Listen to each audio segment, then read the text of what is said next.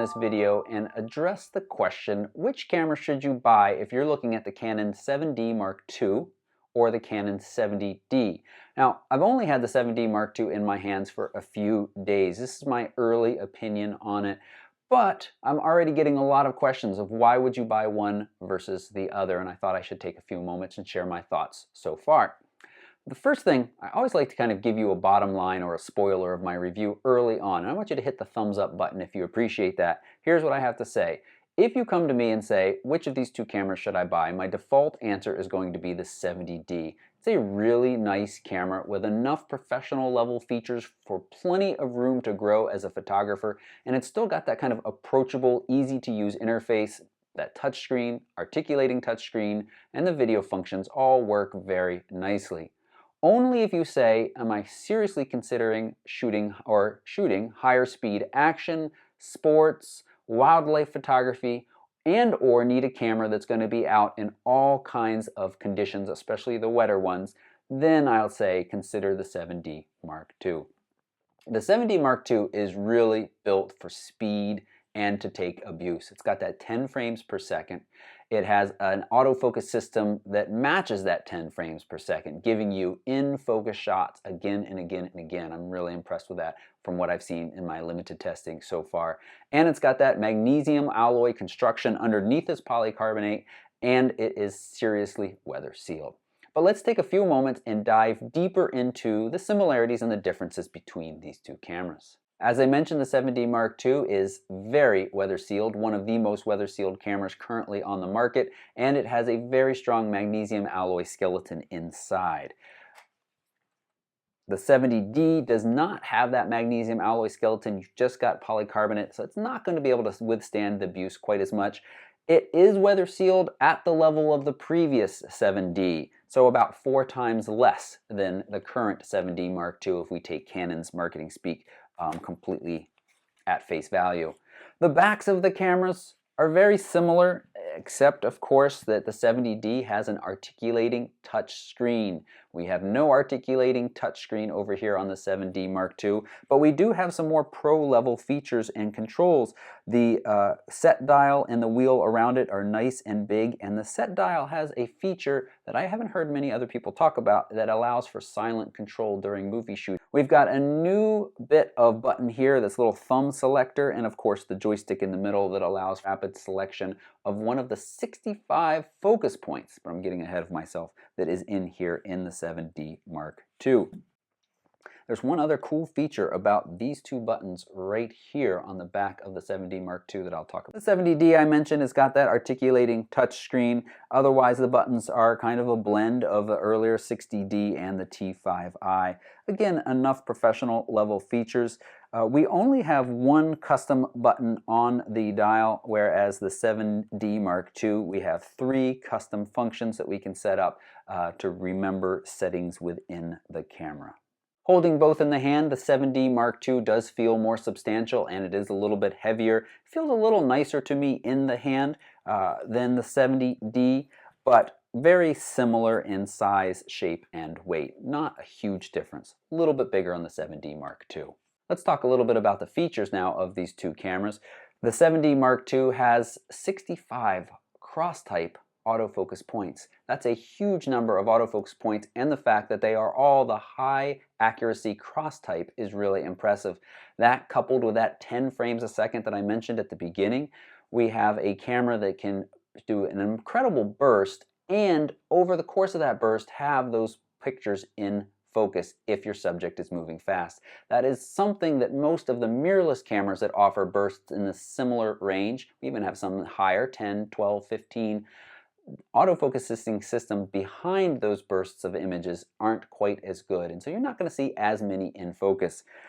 Do you need that much? Well, the Canon 70D offers what, about 7, which is an impressive amount. Let's listen to both of those quickly. I've done this already in my other tests, but other videos. There is 10 frames a second, and what we'll get to in a second is the fact that it's not so much the frames per second. So you can see there's a difference noticeable, but it's not a huge difference. 70D is certainly capable enough for high school sports, and some wildlife. But it's that autofocusing system that's behind the burst rate that is impressive, and the buffer. Well, when we're shooting with a fairly fast card over here on the 70D, I can get about 10 to 12 frames, full resolution raw files before I start to hear a slowdown in the buffer. Over here on the 7D Mark II, you're supposed to get about 31. In my real world testing, I get mid-20s. So it depends a lot on the information coming in, and you can get 31 if you put the lens cap on, so it's not processing any information at all. JPEGs, another story. Thousands of JPEGs before that buffer starts to run up if you have a good card in here, and not quite as many on the 70D side. So again, you can see where this camera is really suited for those people who need a deep buffer with fast frame rate that is going to allow them to get a lot of shots to make sure that they get the shot they want when the action is moving faster.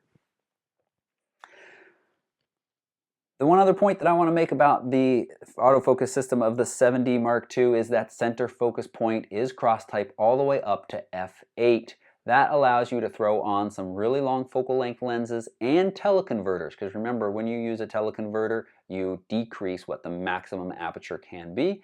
And up at f8, you can use a teleconverter plus built-in teleconverters to get some amazingly long focal lengths and still have a high accuracy center point. You cannot do that on the 70D. You can't do that on the 5D Mark III either as well, I think. The amount of control you have over the autofocus system. The 70D is pretty simple. There is really no control over the autofocus system other than what point you select and what focus mode you're in. The 7D Mark II devotes whole menu tabs to the autofocus system, acceleration and deceleration of the subjects you're shooting, how many of the different focus points you want to be able to use and to select, and also over in video mode you can adjust the sensitivity and the speed of your autofocus tracking during video. Those are not features available to you on the 7D. And that is something that you do find on the 5D Mark III and of course the 1DX. 7D Mark II offers built-in GPS, so when that is on, your battery life is going to take a little bit of a hit, but it automatically tags your photos with the location. It's similar to the 6D as well. On the 7D, you do not have that option. You need to have a little independent GPS device or use your smartphone or something like that to track where you are. Intervalometer. When you first glance, you look at the intervalometer, it looks like it's limited to 99 photos at the most, which is a very puny number for any type of interval shooting that you want to do. But really, if you just leave it on 00, it gives you a little message that it's unlimited, meaning it'll keep shooting until it runs out of battery life. You could certainly replace and have that functionality. Well, I was going to pull up the intervalometer down there, but it's messy. With a simple intervalometer or a trigger trap, which of course gives you a lot more options, but it's nice to have that built right into the camera. You also have built-in GPS. However, the 70D does have Wi-Fi for both pulling images off and for remote control of photos only. Video, it doesn't work. If you really only care about pulling images off and not the remote control capabilities, you can easily add Wi-Fi to your 7D Mark II by using an iFi card. Is it disappointing that it's not built in? Sure. But I'll be honest with you, and I'm not saying this to come across as a Canon apologist. When recently in Italy, shooting with my 5D Mark III every day, almost every day, I love using the iFi card. To me, this is still way better than any wireless device that I've used or any wireless system in any camera, because once it's set up, a little hinky to get it set up, but once it's set up, and because the 7D Mark II offers dual card slots, you can have the iFi card sitting right in there, shoot JPEGs to it, large JPEGs, or you could shoot RAWs to it if you want. And when I shoot a picture that I want to transfer, all I have to do is hit the rate button. And that button's right here. And that then signals to the camera, to the iFi card, to send that to any wireless device within range that's been set up. My phone in my pocket, and that's all I have to do. One press and it's over. It would be nice if it was built in for that option as well, but it's not. As I mentioned, dual card slots as well, and so you can throw that iFi card in there. One other that takes us to the professional level is that the focus screen is replaceable. It comes standard with the f5.6, which means that it's just set up for normal use. But if you're going to be frequently focusing, manually focusing at f2.8 or faster, there is an additional focusing screen that you can have put in instead that will make your life a little bit easier. Let's talk a little bit about the video features of these two cameras, and this is probably the #1 disappointment for most videographers that were hoping for a really serious video feature camera, and the 7D Mark II really is not that. It does offer some improvements over earlier Canon models, like it now will do 60 frames per second, 1080p, 60 frames per second. It does have improved dual pixel autofocus. Remember, one of the really impressive things of the 70D is how smoothly it focuses during both live view and shooting video, basically using the same focusing system. The 7D Mark II continues that and has improved slightly on it. As I said, it gives you that ability to adjust the speed of the autofocus during video as it moves from one object to another, or the tracking. In general, I have found it to be overall improved, faster, snappier, with even less hesitation than the 70D did. And again, I was really blown away with the 70D, about a year ago. I'm still impressed with it compared to other cameras. But one downside is when you shoot at 60 frames a second, you do not have the option of having AI servo on. Why? I don't know. It just simply tells you not available, and it turns itself off. I don't know. You have to go down to 30 frames a second or shoot at 720p and 60 frames a second to be able to use that AI servo. It's a little funny in that they've really touted that AI servo during video mode being improved in the 7D Mark II, but yet there it is being left out of their higher frame rate offerings. You also have a few more, where you now have MP4 and MOV files in here, and you have a light, highly compressed MP4 file that you can shoot with in the 7D Mark II, and that's not available to you here. Do you want that? Well, if you really need to shoot for long periods of time and your card space is limited, then that might be an option. I'll tell you, for making cinematic pulls and just focusing in general in video, that touchscreen on the 70D is really nice. You touch where you want to focus, and then you touch where you want to focus next, and it does that nice pull in between them. Without a touchscreen, the 7D Mark II, it's very difficult to do that. You can use the little thumb wheel on the back, and if you are smooth, without being too jiggly, you can get it to move from point to point pretty easily. But the issue is, if it's going to be crossing over other subjects on its way, it may try to focus on those, and that's very distracting, where you would not have that issue with the 70D, as you touch here and then touch there to focus, and there's no movement in between, just simply focusing. Now, as I said, you can change those focusing. 7D Mark II does also offer HDMI, I'm getting ahead of myself, headphone jack. So you can monitor audio in real time, and of course there is a microphone jack as well. It's got clean HDMI out, USB 3.0, and it comes with this nice little doodad that screws into the side here that keeps you from wiggling any of these connections. Canon has specifically said that the USB 3.0 replacement would be difficult and expensive, so you want to be really careful about not jerking that around when you're using it, and this little cord connector will allow you to do that safely and keep it from getting in the way. Saving the least important for last, the least important differences between these two, and that is your image quality and your video quality. They have said that the 7D Mark II is a completely redesigned sensor right down to the photo cells. That might be true.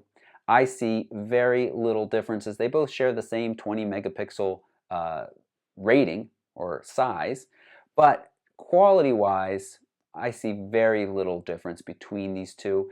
There may be about 1/3 of a stop better. I'll share some sample images for you. And in the mid-range, like 1600 to 6400 ISO, I can say the 7D Mark II is better. Not enough that I would say this is the camera you should buy.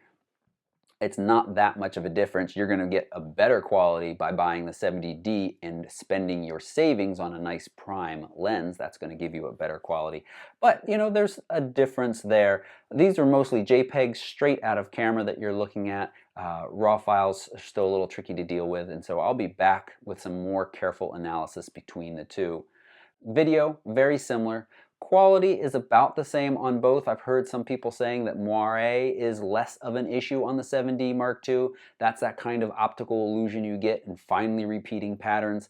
I have to say it looks about the same to me in both of these cameras. Not really a big difference there. That's it.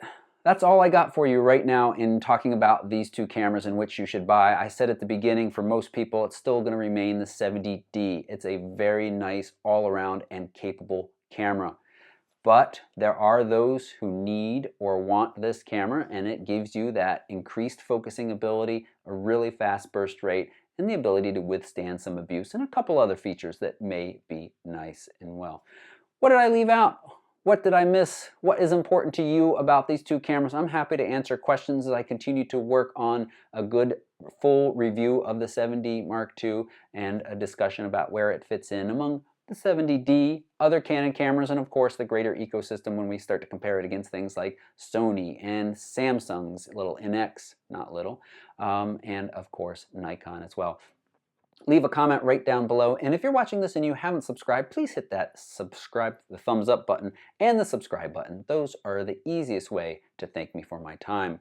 The 7D is in stock at B&H and Adorama and other places. Links to buy are right down below. I love B&H. They are great and have helped me out so many times.